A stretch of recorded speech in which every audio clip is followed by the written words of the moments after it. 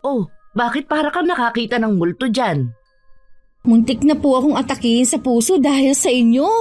Akala ko nga talaga may multo na po dito sa bahay. Nagtataka po kasi ako kung bakit pagbaba ko ng taxi may ilaw dito. Wala naman kakong tao. Ano ba pinagsasasabi mong bata ka? Sino naman ang magmumulto sa bahay natin? Paano po kasi sabi ninyo 2 linggo kayo mawawala. Pero 1 linggo pa lang po mula na umalis kayo Nag-aalala kasi ako sa'yo rito Wala kang kasama. Madalas gabi ka pang umuwi. Sana naman po nagpasabi kayo. Hindi man lang kayo nag-chat sa akin Gusto ko kasing sorpresahin ka. Kumusta na po pala si Ate Candy? Maayos naman ang naging panganganak niya. Nag-aalala din siya sa'yo kaya nung dumating si Bala pinayagan na niya akong umuwi. Kung wala nga lang akong trabaho di sana kasama ninyo ako sa pagdalaw sa kanya. Yun nga ang sabi ko. Katatanggap mo lang kasi kako sa trabaho. Tinatanong nga ng ate mo kung kaya mo na ba talagang magtrabaho. Oo naman po. Masyado lang kayong nag-aalala sa akin Aba, hindi mo maiaalis sa amin ang mag-alala sa'yo. 3 buwan pa lang ang nakakalipas nang masangkot ka sa aksidente. 1 buwan kang comatose. Akala nga namin nun hindi ka na magigising 1 araw himala ang nangyari sa'yo. Ilang beses nyo na po yan ikinuwento. Hindi ko naman po maalala ang lahat. At yung sinasabi ninyong aksidente, kahit anong isip ko, hindi ko talaga matandaan. Ang pakiramdam ko lang parang natulog lang ako. Normal lang daw na hindi mo maalala ang aksidente. Ang importante naman buhay ka. Ma, ano nga po pala ang pasalubong nyo? Maraming ipinadala ang ate mo. Tingnan mo na lang sa maleta. Buti hindi po kayo nahirapan sa biyahe nyo. Hindi naman. Tara nang kumain. Kanina pa ako nagugutom Hinintay lang talaga kita para sabay na tayo. Ayon sa kwento ni Mama, nasangkot ako sa aksidente habang pauwi. Yun din ang huling araw ko sa trabaho ko. Sumakay ako ng jeep noon at yun ang huli kong natatandaan bago ko nagising sa ospital. Kasi simula ko lang ngayon sa bago kong trabaho bilang receptionist. Bigla na lang hindi pumasok sa trabaho ang pinalitan ko. Ang aga mo namang gumising. Di ba mamaya pa ang pasok mo? Hindi na po kasi ako makatulog Ano pong niluluto nyo, Ma? Nagsasangag ako at magluluto ng danggit. Uy, sarap niya na. Magtimpla ka muna ng kape mo habang naghihintay. Bakit nga pala sabi mo hindi ka na makatulog? Pakiramdam ko po kasi merong nakatingin sa akin kanina. Akala ko nga po nasa kwarto ko po kayo. Hindi pa naman ako pumapasok sa kwarto mo mula kanina. Baka naman nananaginip ka lang. Siguro nga po. Siya nga pala, hindi ka ba nahihirapan sa trabaho mo? Ang layo kasi ng pinapasukan mo Hindi naman po, Ma. Isang sakay lang naman ang ginagawa ko Kaya nga nagtataksi na ako para hindi na ako palipat-lipat ng sasakyan. Ikaw naman kasi nagmamadali ka agad magtrabaho. Pwede naman kasing palipasin mo muna ang 1 taon. Alam niyo naman po na hindi ako sanay na nasa bahay lang. Paano po ang mga gastusin natin dito sa bahay? Malaki naman ang nakukuha kong pensyon sa tatay mo Saka nagbibigay din ang ate Candy mo. Alam ko po na malaki ang pagkakautang natin sa kamag-anak natin nung maospital ako. Gusto ko po na ako na lang ang magbayad kahit papaunti-unti. Huwag mong alalahanin ang utang natin. Naiintindihan naman ng mga kamag-anak natin yung tungkol sa utang. Hindi ko na po hihintayin na singilin tayo. Gusto ko po ngayon pa lang paghandaan ko na ang pagbabayad sa kanila. Sige, ikaw ang bahala. Pero huwag mong pwersahin ang sarili mo sa trabaho. Kapag hindi mo kaya, huminto ka na muna. Mas mahalaga pa rin ang kalusugan mo kaysa pagkita ng pera. Alam ko naman po yun, Ma. Mula nang magising ako mula sa koma, marami na akong nararamdaman na kakaiba. Nung una'y nakala ko na normal lang ang mga nakikita ko. Hanggang mapagtanto ko na parang nabuksan ang third eye ko sa aksidente. Inilihim ko ang nangyayari kina Mama at Ate. Ayoko na kasing dagdagan pa ang pag-aalala nila sa akin. Tanging ang best friend kong si Monet lang ang pinagsasabihan ko ng mga pinagdadaanan ko. Hanggang ngayon ba binabagabag ka pa rin ng mga kaluluwa ng mga kasama mo sa jeep? Hindi ko na sila nakikita. Pero may iba namang pumalit sa kanila. Natanggap na siguro nila na hanggang doon na lang. Hindi mo naman kasalanan kung ikaw lang ang nakaligtas sa aksidente. Grabe rin naman ang pinagdaanan mo. Kaya lang, madalas pa rin ako makaramdam ng kakaiba sa paligid ko. Katulad sa bago kong trabaho. May nakikita ka rin ba sa trabaho mo? Wala naman, pero ramdam ko na parang may kasama ako at nakamasid sa akin. Dito sa bahay, may nakikita ka ba? Sa dami ng mga santo nyo dito sa bahay, parang wala naman nang makakapasok dito na kahit ano. Ay, salamat naman kung ganun. Nasaan nga pala ang asawa mo at anak? Kanina ko pa sila hindi nakikita ha. Birthday kasi nung biyenan kong babae, kaya nandun silang mag-ama. Hanggang ngayon ba hindi ka pa rin nila tanggap? Ako matagal ko nang tanggap na kahit kailan, hindi nila ako matatanggap sa pamilya nila. Ayos lang naman, basta wag lang kaming magkakasama sa iisang bubong. Sa bagay, halatang hindi ka na apektado Hindi na talaga. Ang mahalaga lang sa akin ang asawa ko at anak ko. Kaya ikaw, kung gusto mo ng tahimik na buhay, pumili ka ng lalaking ulila na. Ikaw talaga? O bakit? Totoo naman Tingnan mo na lang ako, yung mga pinagdaanan ko. Boyfriend nga wala mga biyenan pa kaya? Oo nga pala. 2 taon na rin mula nang magka-boyfriend ka. Ayaw mo ba pumasok ulit sa isang relasyon? Huwag na muna siguro. Uunahin ko muna yung mga utang namin.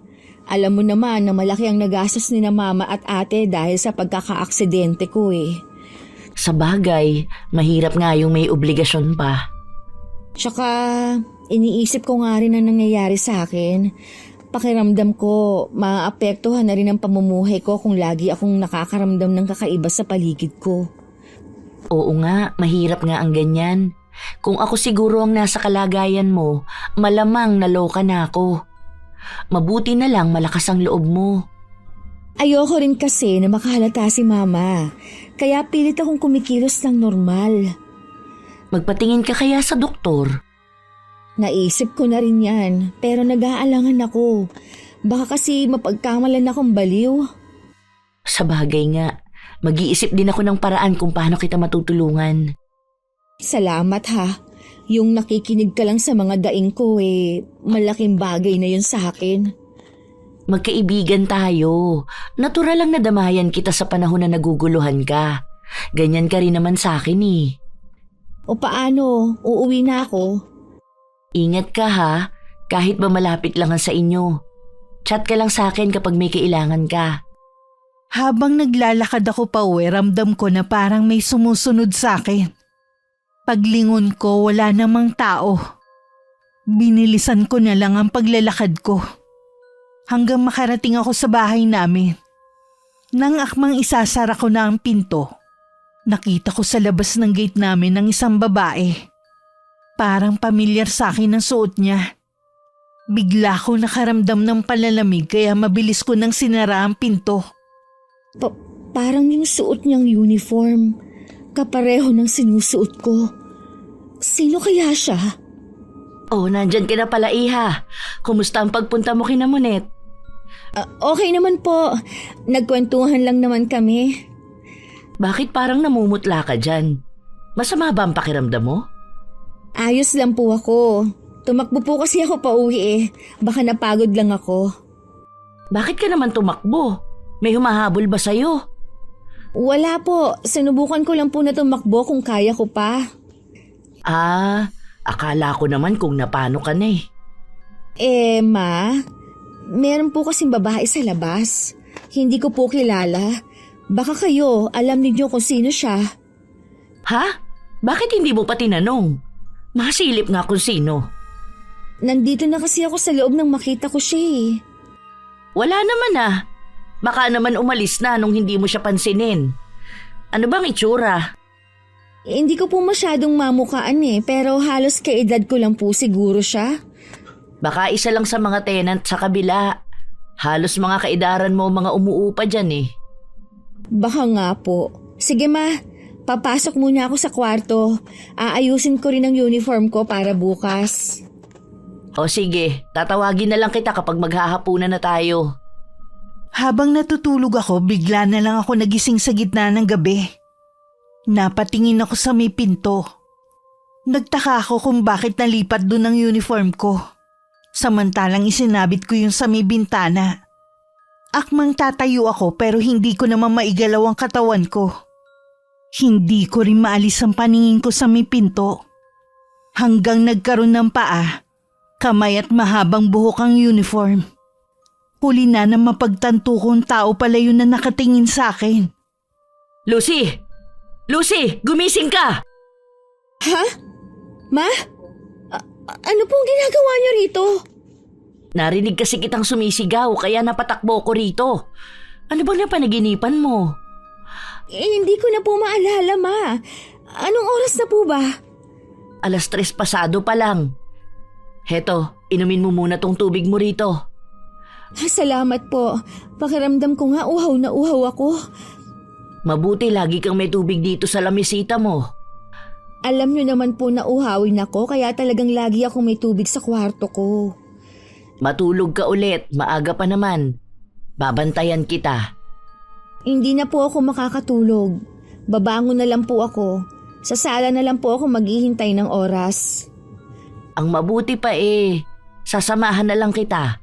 Hindi na rin ako makakatulog Pasensya na po ha kung pati kayo naabala ko.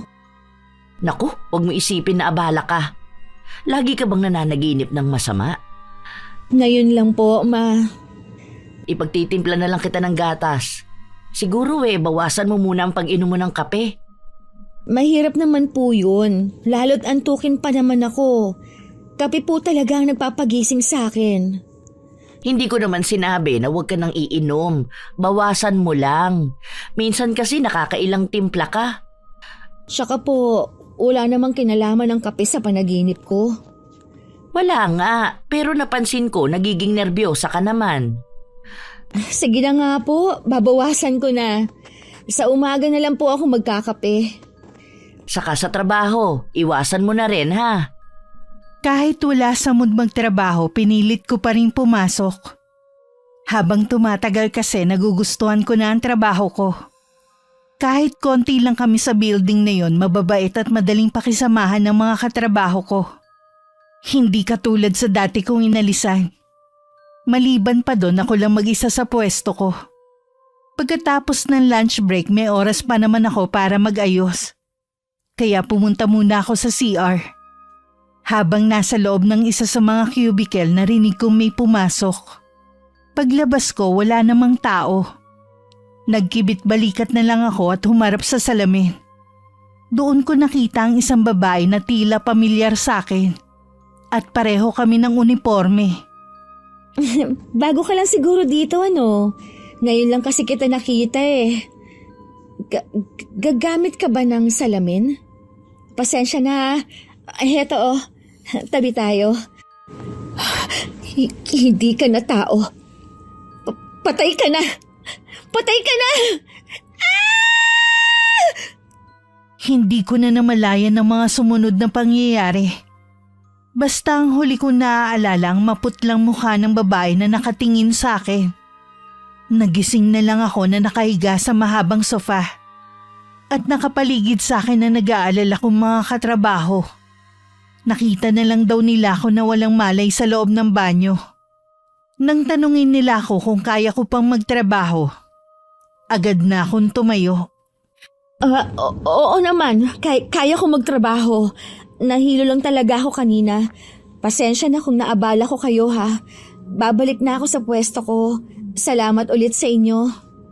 Ngumiti sila sa akin at saka bumalik sa kani-kanilang mga pwesto. Hanggang makauwi, iniisip ko ang nangyari sa akin. Noon ko lang napag-isipang mabuti. Multo ang babaeng nakikita ko. Sinusundan niya ako kahit saan ako nandun. Malaking tanong sa akin kung ano ang kailangan niya. Ayos ka lang ba, Lucy? Oo naman po, napagod lang po siguro ako. Napansin ko kasi na bumabagsak ang katawan mo kahit malakas ka naman kumain. Baka napupuyat ka sa gabi, hindi mo lang sinasabi na hindi ka nakakatulog. Natutulog naman po ako. Yun nga lang po lagi akong nagigising sa alanganing oras. Magpa-check up ka kaya? Sasamahan kita. Naman, wala naman akong sakit eh. Ano naman ang sasabihin natin sa doktor kung sakali? Baka kasi hanggang ngayon, naaapektuhan ka pa rin sa nangyaring aksidente sa'yo. Sa nakikita ko po, kayo ang apektado pa rin. Masyado kayo nag-aalala sa akin. Natural lang siguro na mag-alala ko sa'yo dahil nanay mo ko. Kung alam mo lang sana yung takot ko noon. Nako, nung makita kita sa ospital na halos wala ng buhay. Ay, Diyos ko. Sa tingin ko po, kayo ang mas na-trauma sa aksidente kaysa sa akin eh. Kalimutan na lang po natin na nangyari. Siguro nga. Kaya hindi mo maiaalis sa akin ang mag-alala sa'yo kapag may nakikita akong pagbabago sa ikinikilos mo. Huwag na po kayo mag-alala. Ayos lang po ako. Kung sakaling may maramdaman ako, sasabihin ko po kaagad sa inyo na magpapatingin na ako sa doktor. Kahit hindi mo sabihin sa akin, alam ko may bumabagabag sa'yo. Nandito lang ako kapag handa ka nang magsabi. Naikwento ko kay Moneta na pag-usapan namin ng mama ko sa pagdalaw ko sa kanya. Minsan kasi pakiramdam ko OA na siya sa sobrang pag-aalala sa akin. Natural lang sa mama mo na mag-alala ng ganun. Lalo na siguro kung malaman niya ang nangyayari sa'yo ngayon, lalo yung mapaparaning. Tingin ko nga, kailangan ko na ng tulong. Pero hindi ng doktor. May nakikita ka na naman ba? Oo, isang babae na kapareho ng suot kong uniforme. Di ba? Sabi ko sa'yo, iba ang pakiramdam ko sa paligid dahil pala sa kanya.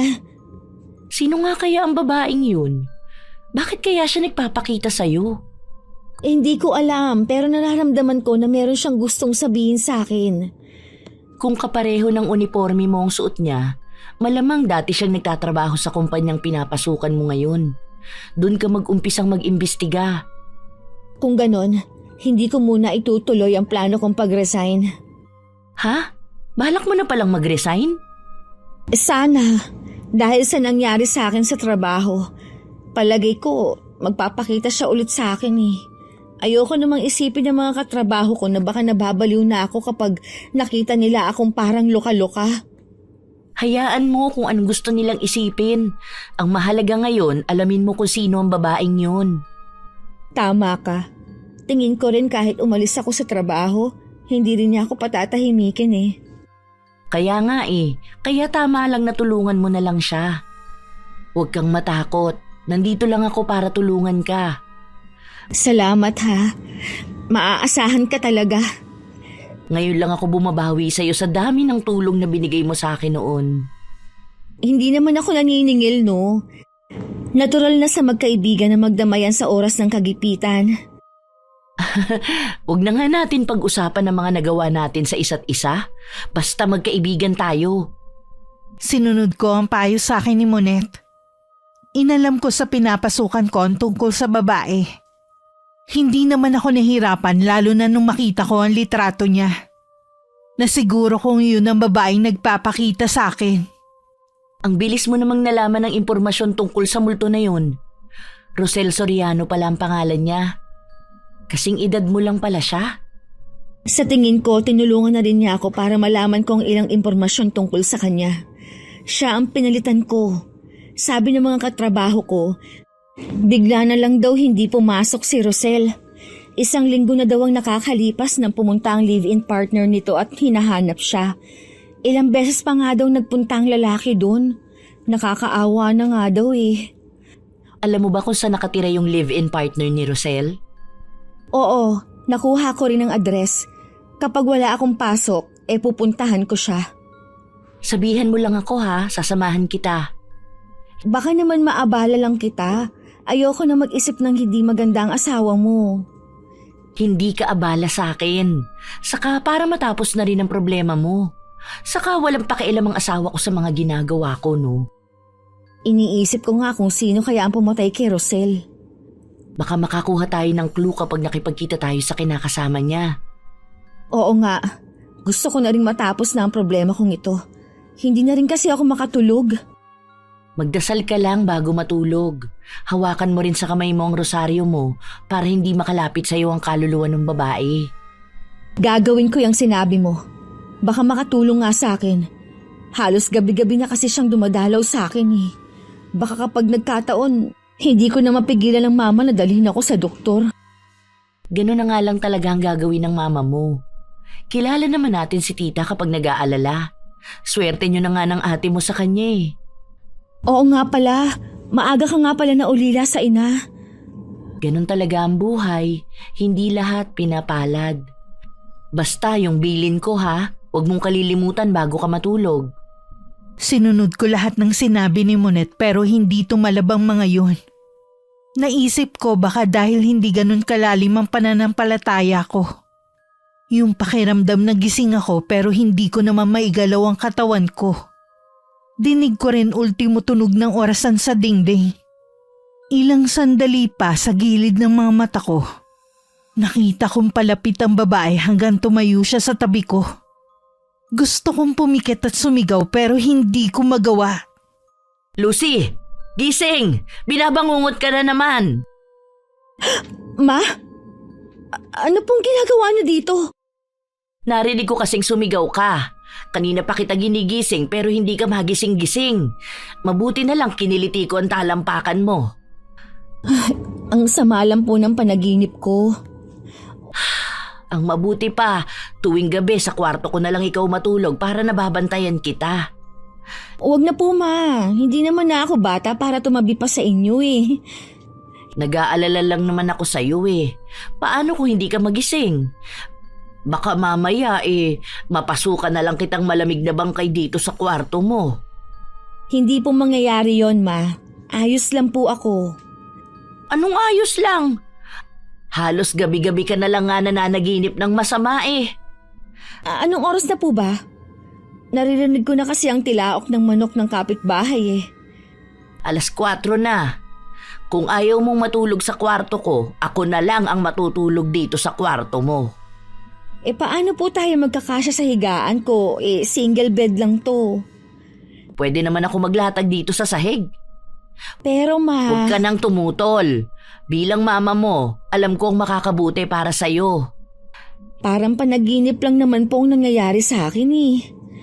Hindi na normal yung gabi-gabi ka na lang sumisigaw dahil sa masamang panaginip. Dahil lang po ito sa pagod siguro. Huwag ka nang makipagtalo pa. Buo na ang desisyon ko. Sasamahan kita rito simula mamaya. Wala akong nagawa. Nang sumunod na gabi sa kwarto ko nga natulog si mama. Kahit anong pilit ko rin sa kanya, hindi siya nahiga sa kama ko. Komportable naman daw siya sa sahig na may kutsyon. Malalim na ang gabi nang magising na naman ako dahil sa babaeng multo. Sa pagkakataong yun, tila meron siyang ibinubulong sa akin. Ano bang kailangan mo? Ha? Nakikiusap ako! Tantanan mo na ako! Tama na! Lucy! Lucy! Gumising ka! Gising anak! Ma? Pasensya ka na iha. Hindi ka kasi magising-gising eh. Kaya sinampal kita. Nasaan na siya? Sinong tinutukoy mo? Yung babaeng gabi-gabing nagpapakita sa akin. Saan siya nagpunta? Tingin ko nga meron tayong kasama na hindi natin nakikita. Ano pong ibig ninyong sabihin, ma?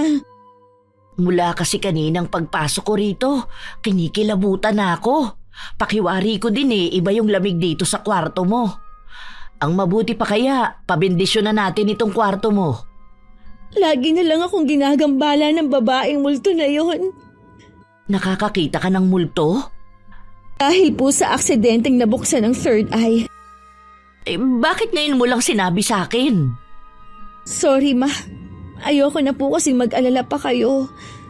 Naku, mas lalo mo akong pinag-aalala dahil akala ko kung ano na ang nangyayari sa'yo.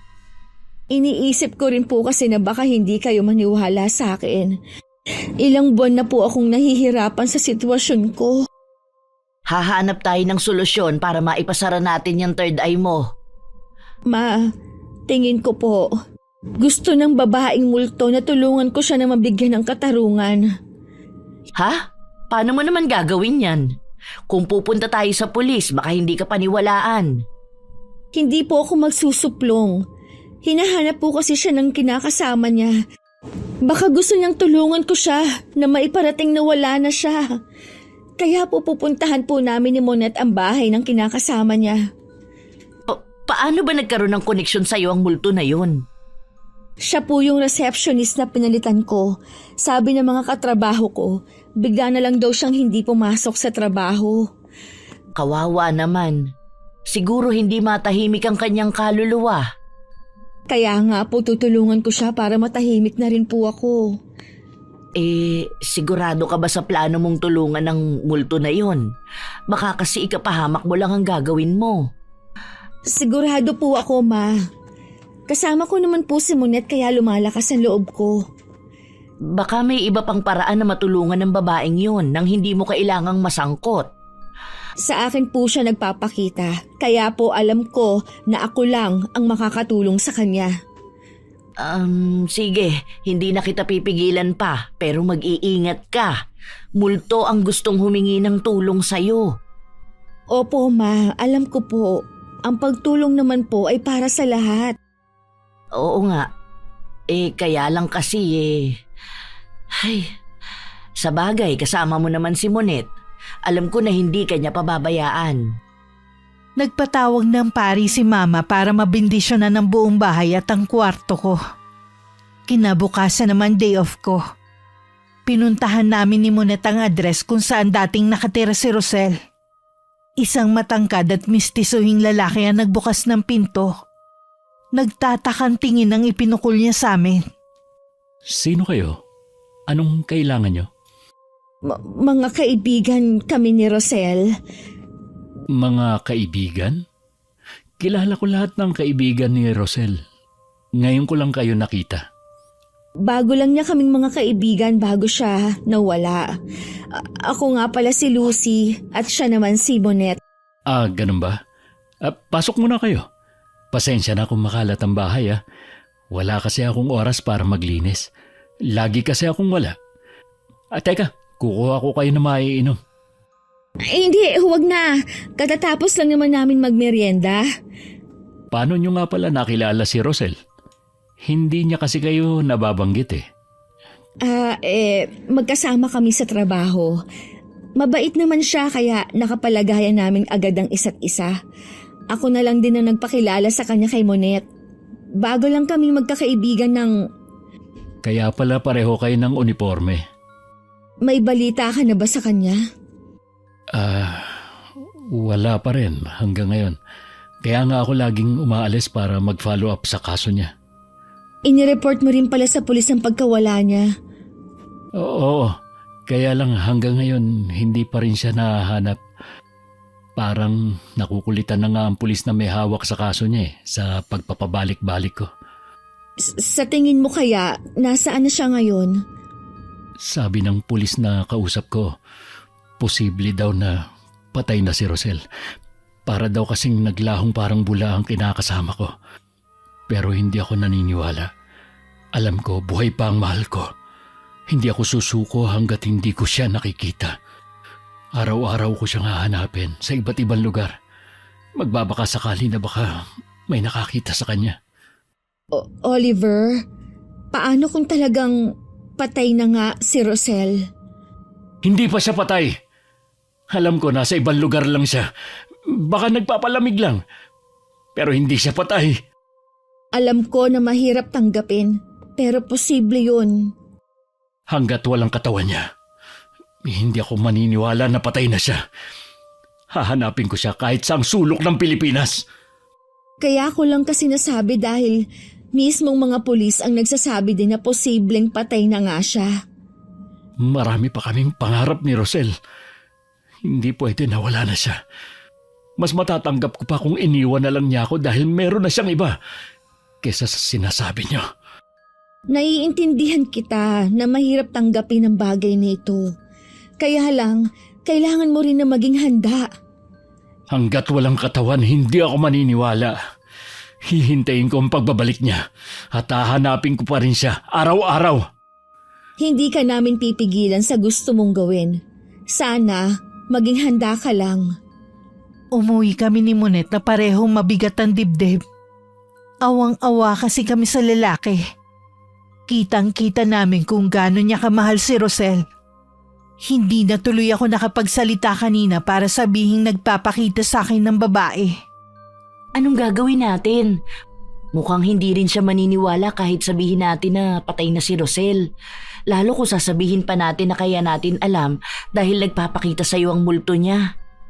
Ay, mas lalo pa tuloy naging komplikado ang problema ko. Oo nga eh. Baka mamaya magpakita na naman sa iyo ang babaeng multo na yun. Kaya kailangan kong maiparating kay Oliver na wala nang kinakasama niya. Baka yun lang ang makakapagpatahimik sa kanya. Palaisipan pa rin kung sino ang pumatay sa kanya at kung nasaan ang bangkay niya. Sa dami ng masasamang tao sa mundong ito, kahit walang motibo, kayang pumatay ng isang tao. Sa bagay nga, tama ka dyan. O paano, babalik tayo sa bahay ni Oliver bukas? Oo, bahala na kung maniniwala siya o hindi. Basta, gagawin ko to para patahimikin na ako ng babaeng multo na yun. Sa dami naman kasi ng tao sa mundo kung bakit sa'yo pa nagpapakita. Iniisip ko na lang na may dahilan ng lahat ng ito. Sa bawat gagawin mo, samahan mo ng dasal para maging matagumpay. Oo, gagawin ko yan. Salamat sa palaging paalaala. Kinabukasan pagkalabas ko ng trabaho, nagkita lang kami ni Monet sa isang lugar. At saka na kami tumuloy sa bahay ni Oliver. Hindi na rin naman nagulat ang lalaki na makita niya kaming bumalik. Ano ba ang dahilan niyo? Bakit kayo bumalik? Tungkol ba kay Rosel ang sadya niyo? Alam ko na mahirap paniwalaan ang sasabihin ko, pero totoo ito. Wala na si Rosel. Patay na siya.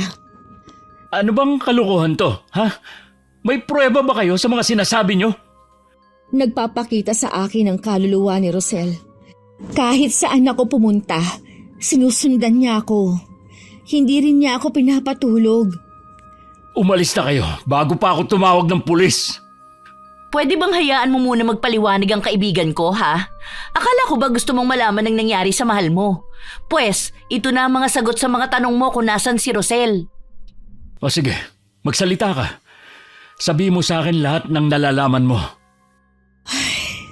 Matagal nang patay si Rosel. Hindi na siya babalik pa. Hindi matahimik ang kaluluwa niya. Siguro nahihirapan din siyang nakikita kang nadurusa sa pagkawala niya. Tigilan mo na ang paghahanap mo sa kanya. Totoo ba yan? Kung ganun, nasaan ang katawan niya kung talagang patay na siya? Hindi ko alam. Patawarin mo ako kung hanggang doon lang ang alam ko. Iyon lang naman ang mensahe na gusto niyang iparating sa'yo eh. Para hindi ka na umasa na babalik pa siya. Paano ko ito papaliwanag sa pamilya niya? Nangako ako sa kanila na hahanapin ko si Rosel. Kailan ba kayo huling nagkita ni Rosel? Nung bago siya pumasok sa trabaho, ipinagluto ko pa nga siya eh. Kung ganon, huli siyang nakitang buhay nung pumasok siya sa trabaho. Maaari nung pauwi siya, doon siya na corner ng salarin. Kung sasabihin natin sa pulis ang mga sinabi mo, hindi rin sila maniniwala. Alam ko, kaya nga dapat hindi nila itigil ang investigasyon. Kahit makita man lang sanang bangkay niya. Ako ang bahala.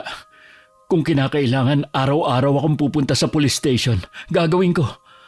Pasensya ka na, Oliver, ha?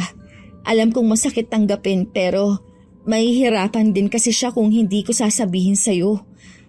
Ang totoo niyan, nararamdaman ko na posibleng nawala na siya pero hindi ko lang talaga matanggap. Nandito lang kami kung kailangan mo ng tulong o makakausap. Salamat sa inyo. Alam ko na mabubuti kayong tao. Mag-iingat ka rin kasi hindi natin alam kung sino ang salarin. Posible rin nakilala niyo ang taong pumatay sa kanya.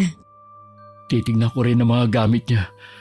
Baka may makita ako na pwede nating gawing ebidensya. Malaking tulong yung gagawin mo. Tatawagan ko kayo agad kapag meron ako nakita na pwede magturo ng kinaroroonan ni Rosel. Hindi na rin kami magtatagal. Kailangan na rin namin umuwi eh. Mag-iingat kayo sa pag-uwi. Parang nabunutan na rin ako ng tinik. Pagkatapos kong maipagtapat kay Oliver ang lahat. Naaawa man kami pero kailangan na niyang tanggapin na hindi na babalik si Rosel. Mula rin ng araw na yun, hindi na nagparamdam ang babaeng multo. Kawawa naman pala si Oliver. Oo nga po eh. Biruin ninyo, ilang buwan na niyang hinahanap si Rosel. Eh yun pala matagal ng patay yung tao. Sana naman makita na ang bangkay niya para mabigyan ng disenteng libing. Eh sana na nga po. Kahit papaano, panatag na rin ako dahil matatahimik na rin ako at makakatulog ng mahimbing sa gabi. Ipagdasal na rin natin ang kaluluwa niya para tuluyan ng matahimik. Ipagdasal rin po natin na sana matanggap na ni Oliver ang pagkawala ng mahal niya. Bumilib nga ako sa lalaking yun eh. Biruin mo, araw-araw siyang lumalabas para hanapin si Rosel. Kahit nakukulitan na sa kanya ang mga pulis, pumupunta pa rin siya para makibalita. Doon nga rin po ako bumilib sa kanya. Bibihira na ang ganong lalaki. Oo, sana ganong lalaki ang mahanap mo. Nako ma, priority ko po muna ang pagbabayad ng utang natin. Pwede mo naman pagsabayin eh. Mahirap po sa akin dahil bukas ang third eye ko. Eh, hindi naman po lahat itanggap ang ganitong kondisyon. Kung makapagsalita ka naman para kang may sakit, espesyal ka lang kumpara sa iba. Pinaganda nyo lang po eh. Ay, wag na nga po natin pag-usapan yan. Sige, ikaw ang bahala. Pero wag mong isara ang puso mo nang dahil lang sa natatakot ka na malaman ng ibang tao na may third eye ka. Opo, ma. Nung gabing matutulog na ako pagpasok ko sa kwarto ko, naamoy ko ang mabangong bulaklak at saka kandila.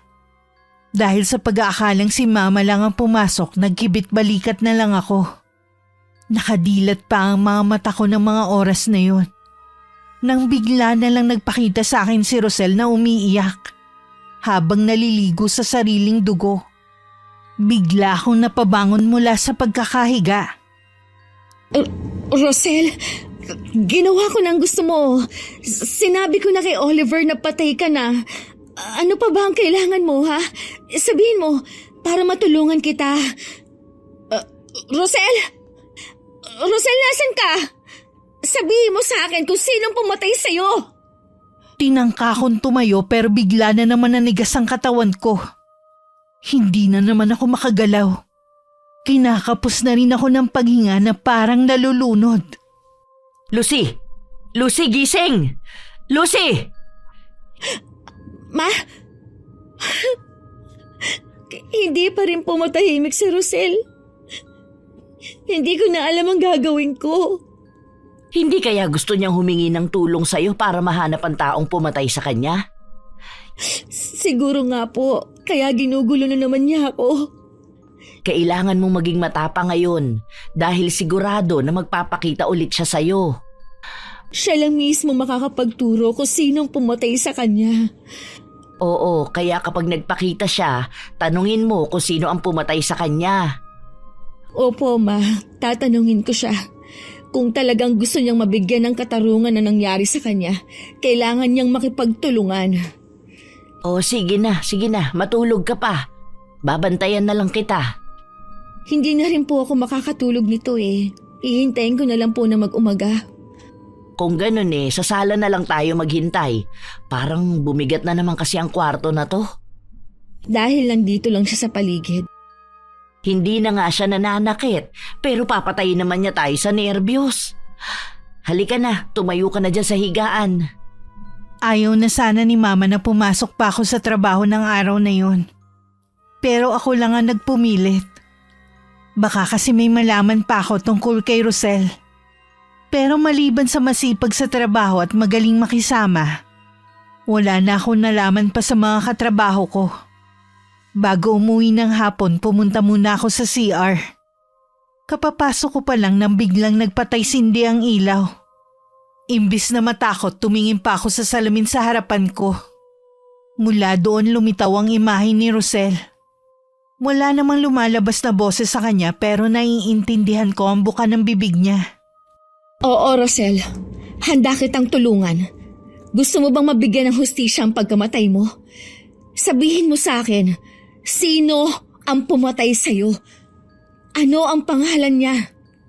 Bigla ko nanlumo nang biglang nawala ang imahe ni Rosel. Ngunit bigla na lang may pulang likido na gumuhit sa salamin. Nanlaki ang mga mata ko nang mabasa ko ang pangalan na nakasulat doon. Hindi ako makapaniwalang siya ang pumatay kay Rosel. Sabi na nga ba duda na nga ba ako sa paiyak-iyak ng Oliver na yun?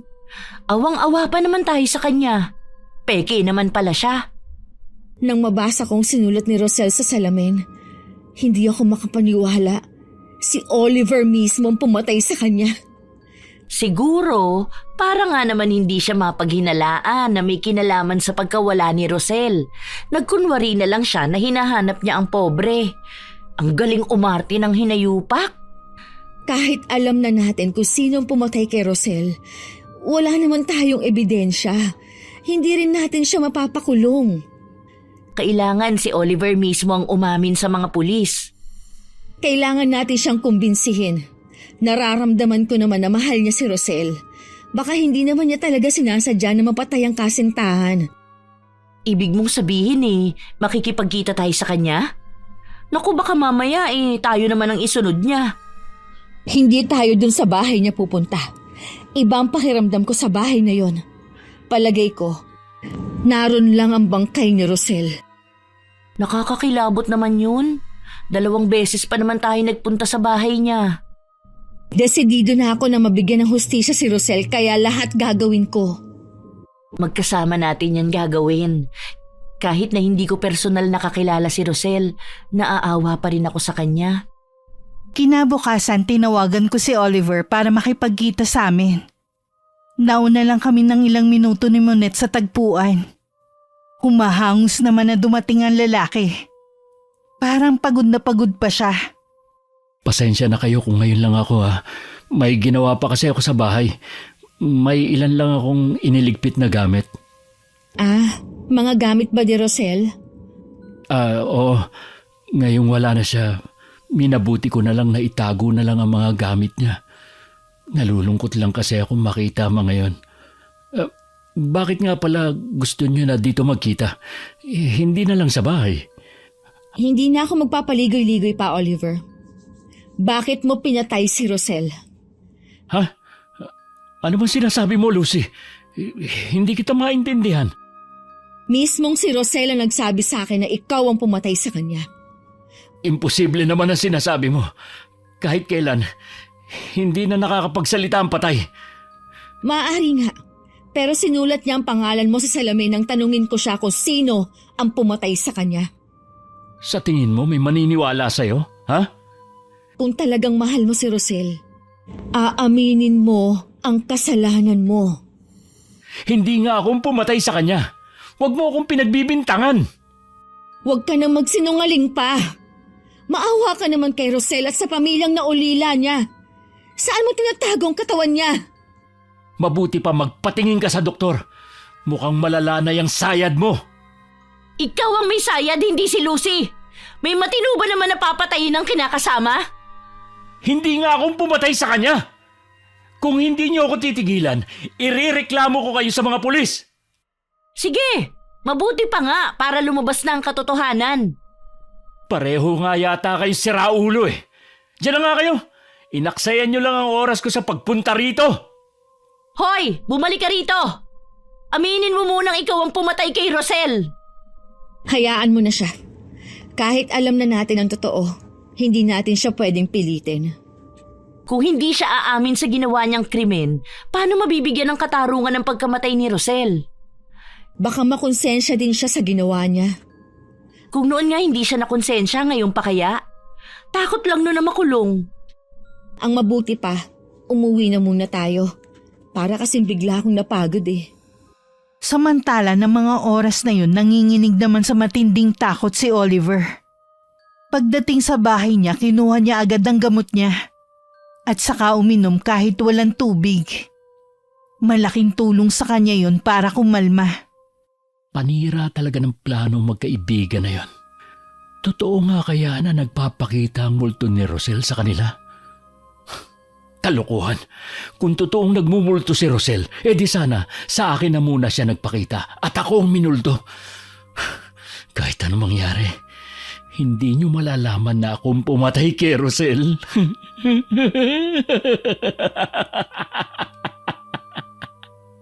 Hindi pala ganun kadali na matulungan ng isang multo na naghahanap ng katarungan sa nangyari sa kanya. Pagdating ko sa bahay namin, agad akong tinanong ni Mama.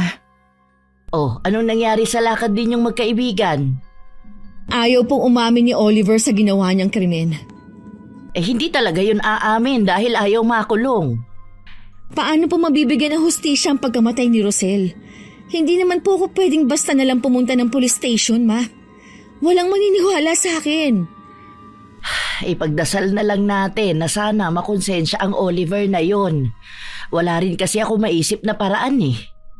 Minsan na itatanong ko kung bakit kailangan pa akong biyayaan ng ganitong abilidad kung hindi ko naman magagamit sa pagtulong. Lucy, may dahilan ng lahat. Huwag mong sisihin ang sarili mo kung hindi mo man matulungan si Rosel. Pakiramdam ko po nangihina na ako. Paanong hindi ka manghihina kulang ka sa tulog? Wala ka na rin ginawa kundi ang mag-isip. Parang gusto ko na rin mag-resign sa trabaho. Hindi po kasi ako makapag-concentrate Kahit sa ang sulok nakikita ko si Rosel. Baka isipin ng mga katrabaho ko nasisiraan na ako ng bait dahil sa kakatuwa kong kinikilos. Mabuti pa nga siguro para kahit papano makapagpahinga ka muna. Tingnan mo ang itsura mo. Ang payat mo na. Inaalagaan ko naman po ang sarili ko. O sige na, matulog ka na muna. Babantayan kita. Madalas pa rin ako nagigising dahil kay Rosel. Ayaw niya akong tigilan hanggat hindi nabibigyan ng hustisya ang pagkamatay niya. Tuluyan na rin ako nag-resign sa trabaho. Minsan dumalaw sa amin si Monet.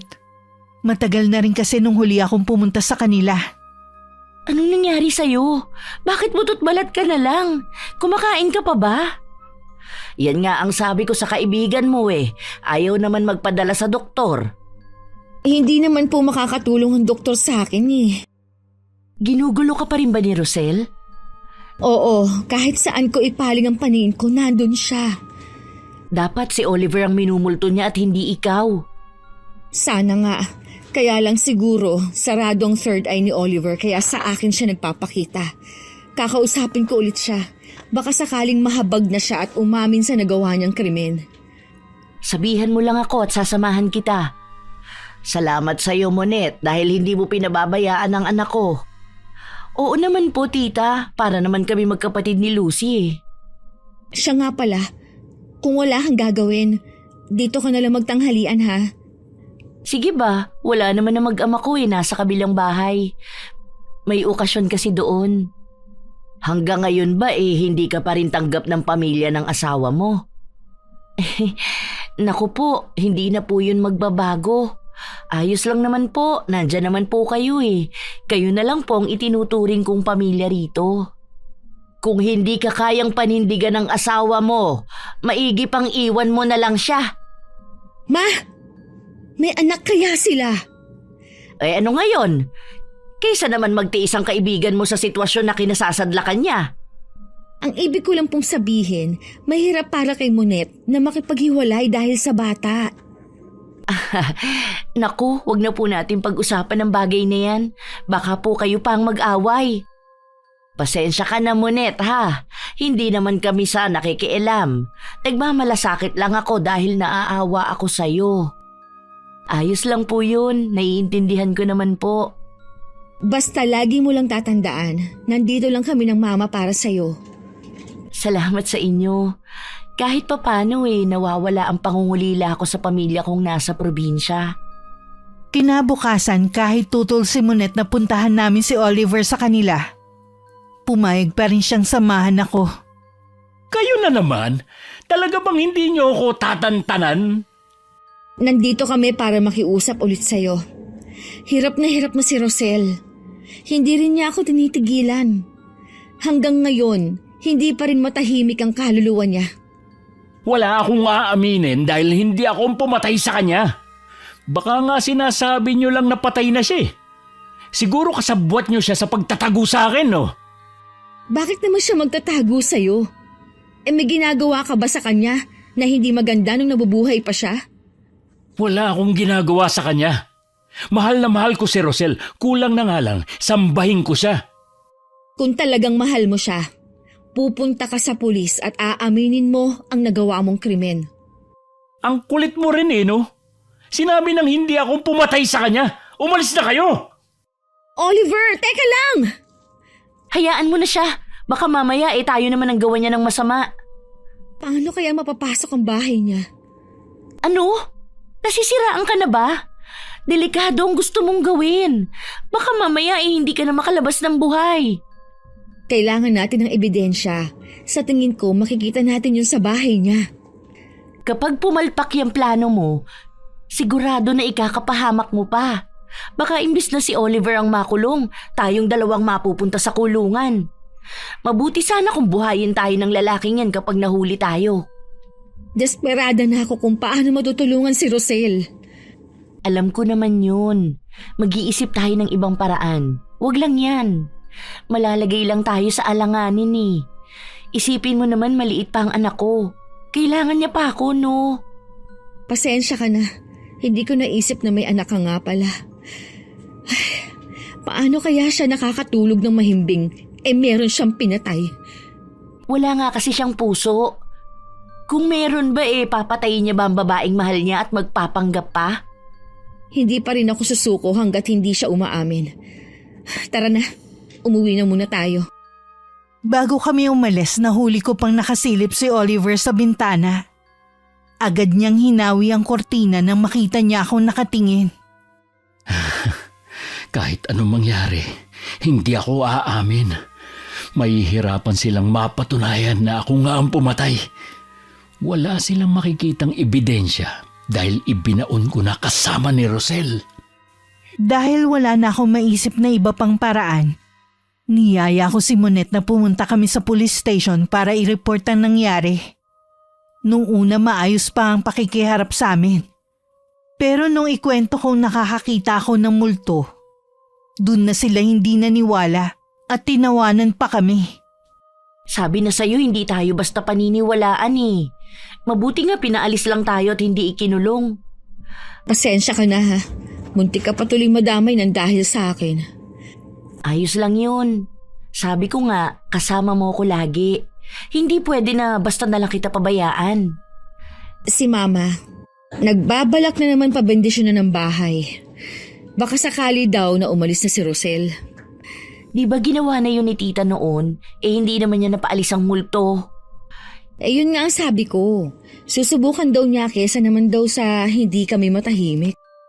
Kahit humingi kasi tayo ng tulong sa paranormal, wala ring katiyakan kung aalis siya. Dahil ang gusto niya talaga katarungan sa pagkamatay niya. Kaya kailangan talagang umamin ni Oliver.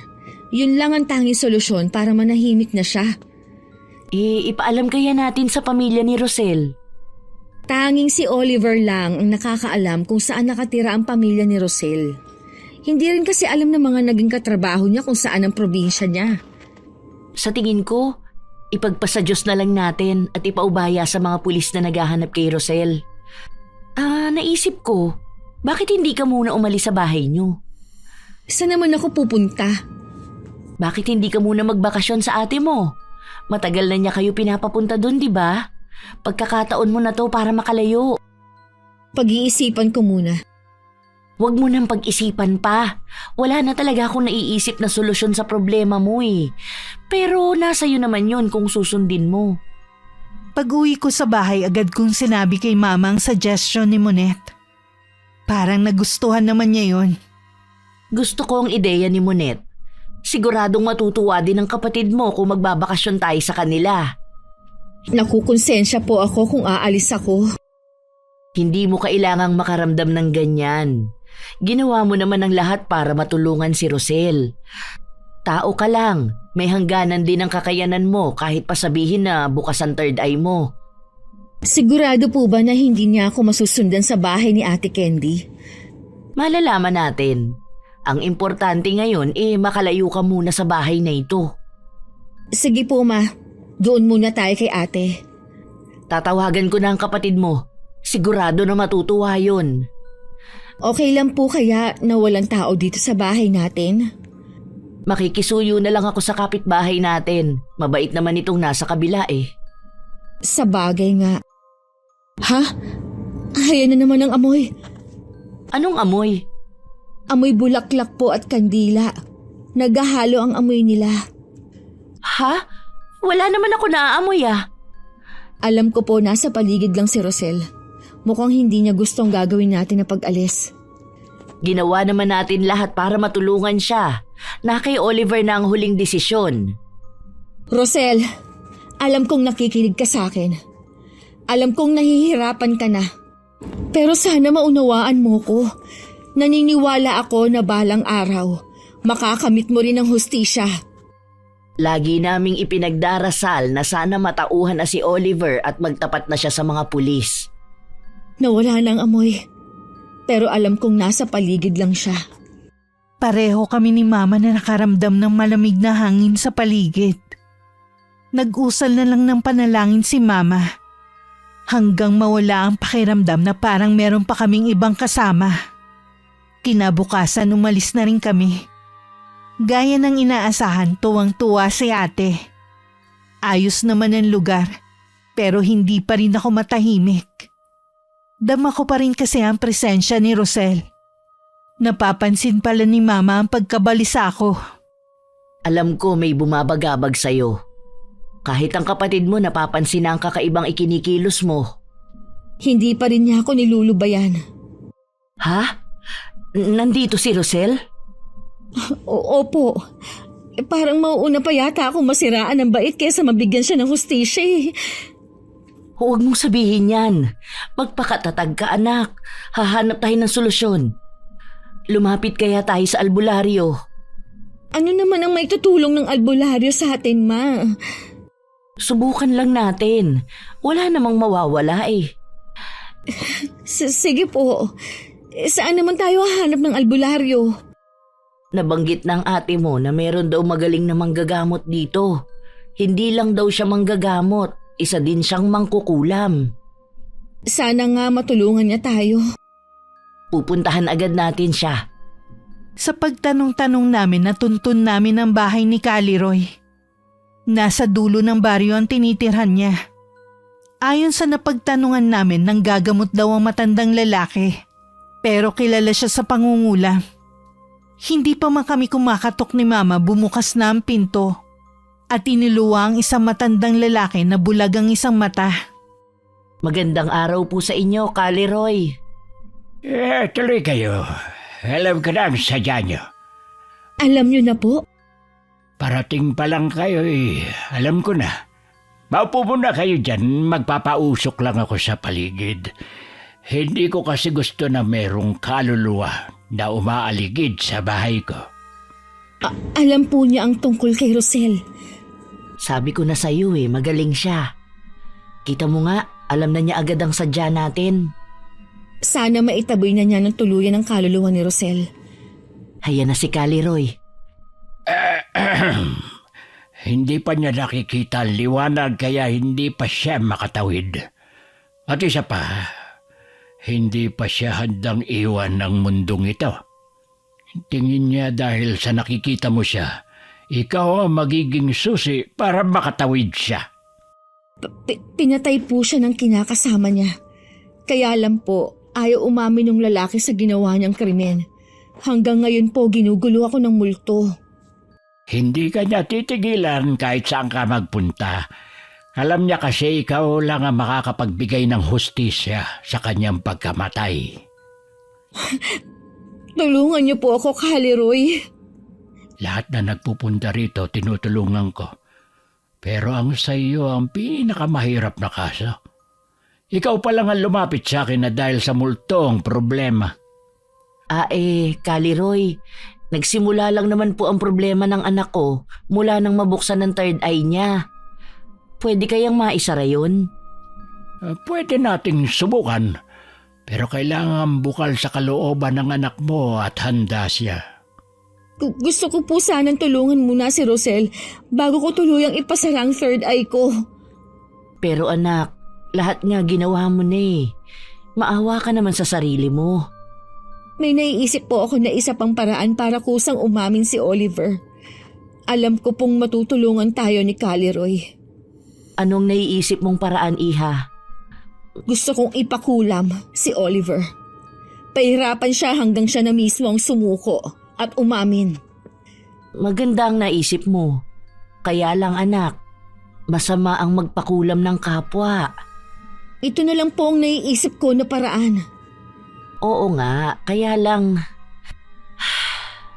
Sige, kung yan ang plano mo. Kung buo na ang pasya mo, bumalik ka sa Biyernes ng hapon.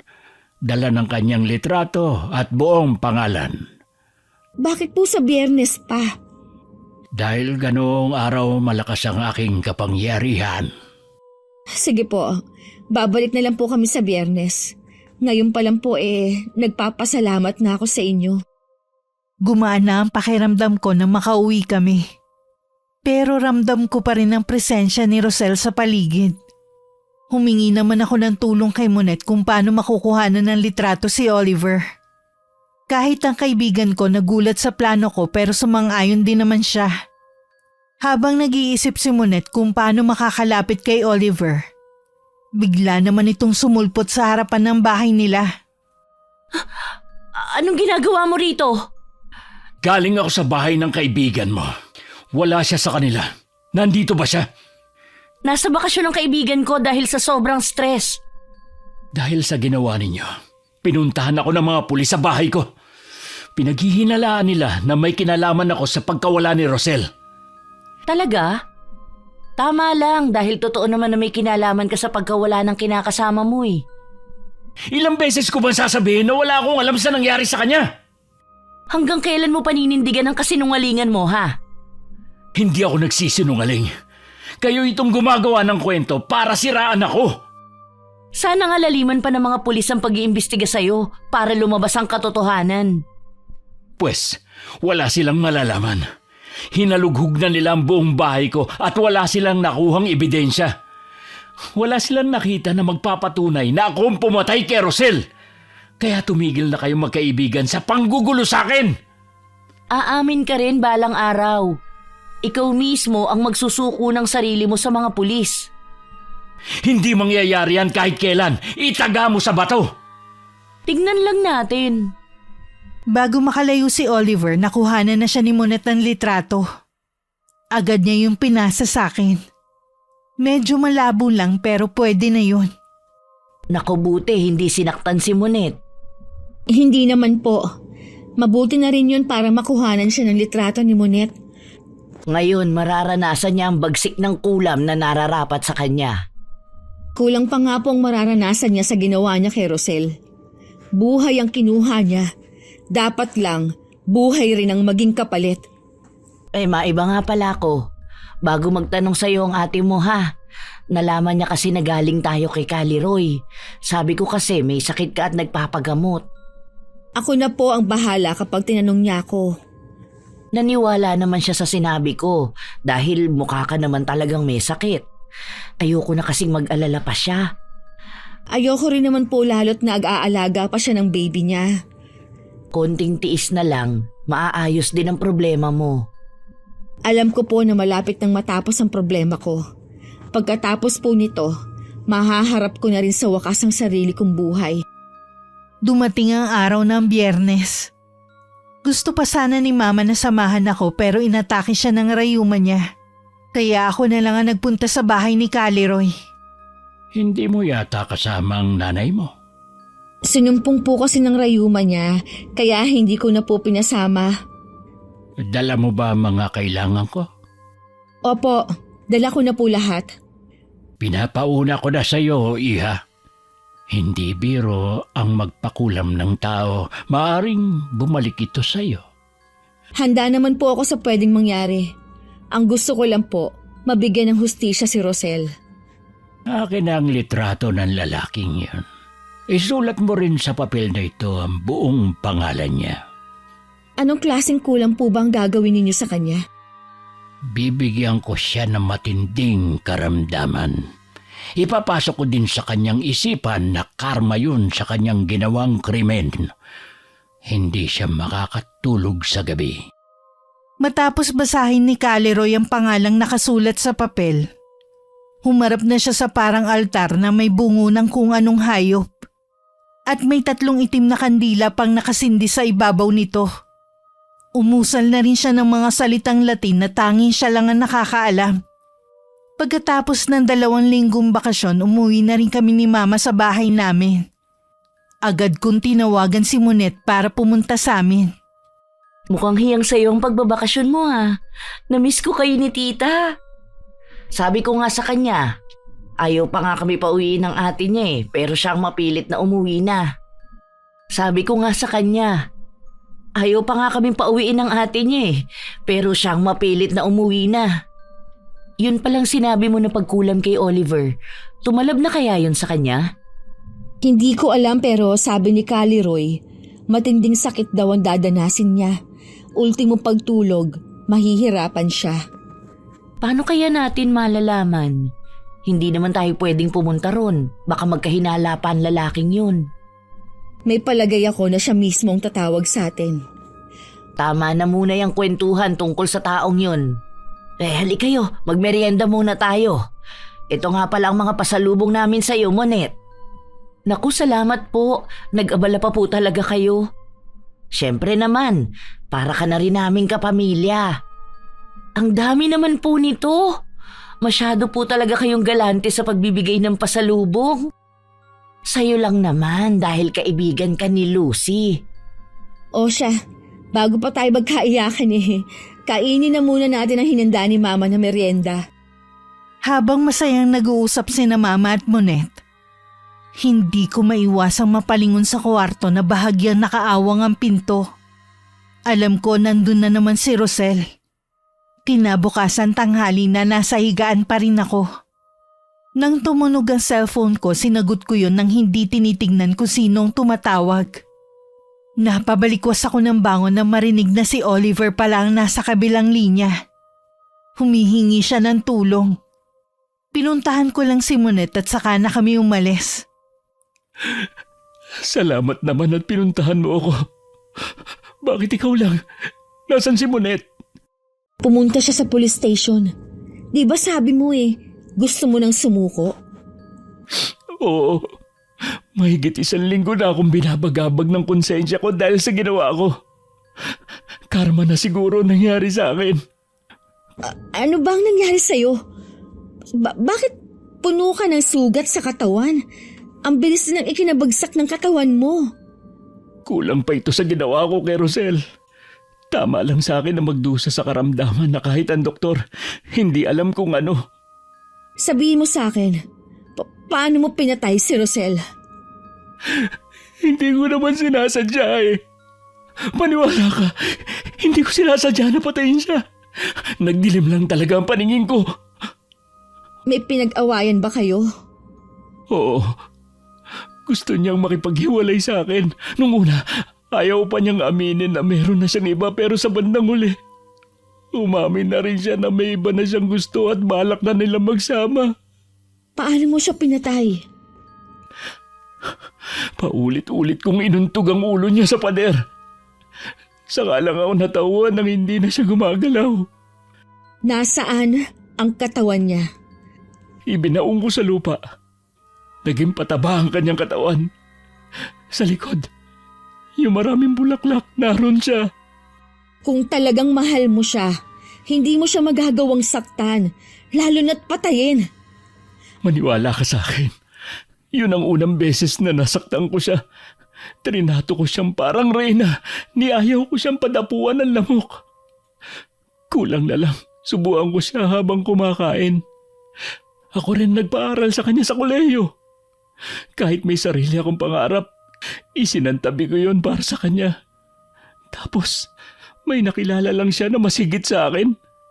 Iiwanan niya ako? Alam mong hindi tatanggapin sa korte ang dahilan mo. Nakapatay ka at itinago mo pa ng ilang buwan ang bangkay niya. Kung hindi ka pa dinapuan ng sakit, hindi ka pa aamin. Natakot din kasi ako makulong. Akala ko, kaya kong itago ang krimen. Hindi ko akalain na magpapakita sa iyo si Rosel. Nakikisimpatya ako pareho sa inyo ni Rosel. Ang umamin ka sa ginawa mo sa kanya, yun lang ang makakapagpatahimik sa kanya. Alam mo, sana mapatawad niya ako sa ginawa ko sa kanya. Handa na akong makulong. Nandito na ang mga pulis. Inulit ni Oliver sa harapan ng mga pulis ang ginawa niya. Hindi rin nila malaman kung poposasan pa ang lalaki dahil sa kalagayan nito. Hindi na rin siya makatayo. Minabuti nilang tumawag ng ambulansya para madala ang lalaki sa ospital. Kami naman ni Monet pinanood ang paghuhukay sa likod ng bahay. Kung saan namumukadkad ng mga bulaklak sa mismong pinaglibingan sa katawan ni Rosel. Sa totoo lang, hindi ko maiwasan na maawa sa kalagayan ni Oliver nang makita ko siya kanina. Para kasing tumanda ang itsura niya dahil sa sakit. Matindi nga talaga yung kulam na ipinataw sa kanya. Makakaligtas pa kaya siya? Oo naman, inamin na rin niyang nagawang krimen. Kaya babawiin na ni Caliroy ang kulam. Ang lalim pala ng pinaglibingan kay Rosel. Kanina pa sila naghuhukay pero hindi pa rin makuha ang katawan. Nakakalungkot na nauwi sa trahedyang masayang pagsasama ng dalawa. Kahit may mali pa si Rosel, hindi pa rin tama na sapitin niya ang ganitong karumal-dumal na kamatayan. Sinabi mo pa, kahit sino walang karapatan na kumitil ng buhay. Hayan na yata. Kalansay na nga! Halos mag-iisang taon na rin na nakabaon siya dyan. Kaya huwag ka na magtaka, nakalansay na lang ang katawan niya. Nagulat lang talaga ako. Mabuti pa umuwi na tayo. Nagawa na rin naman natin ang misyon mo. Siguro naman matatahimik na si Rosel. Alam ko kung nasan man siya ngayon, masaya na siya. Sa wakas at makakatawid na rin siya sa liwanag. Umalis na rin kami sa lugar na yon. Lumingon pa ako dahil pakiwari ko may nakasunod sa akin ng tingin. Nakita ko nga si Rosel na nakangiti sa akin. Hindi na nakakatakot ang itsura niya. Maaliwalas na kasi at kumaway pa sa akin. 1 buwan na rin ang nakakalipas mula nang mangyari yon. Nasa bahay namin sa Monet ng mga sandaling yon. Nahatulan na pala si Oliver sa ginawa niyang pagpatay kay Rosel. Nabalitaan ko nga rin yan. Ganun talaga. Bawat krimen may karampatang parusa. Pinagbayaran lang niya ang kasalanan niya. Lucy, totoo ba na balak mong ipasara ang third eye mo? Oo, kaya nga babalik kami sa albularyo. Gusto ko kasing maging normal ang buhay ko katulad nung hindi pa ako naaaksidente. Kung dun ka matatahimik. Basta nandito lang kami ng mama mo para suportahan ka sa mga desisyon mo.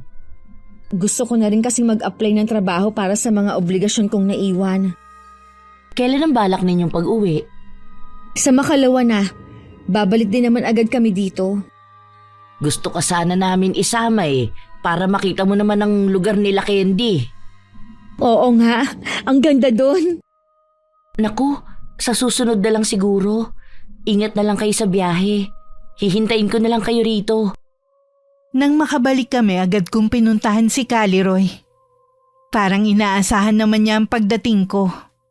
Sa nakikita ko, desidido ka na sa pasya mo. Oras na maumpisa na natin, hindi ka na maaaring umatras pa. Kailanman hindi ko pagsisisihan na naging pasya ko na ipasara ang third eye ko. Mas naging tahimik ang buhay ko.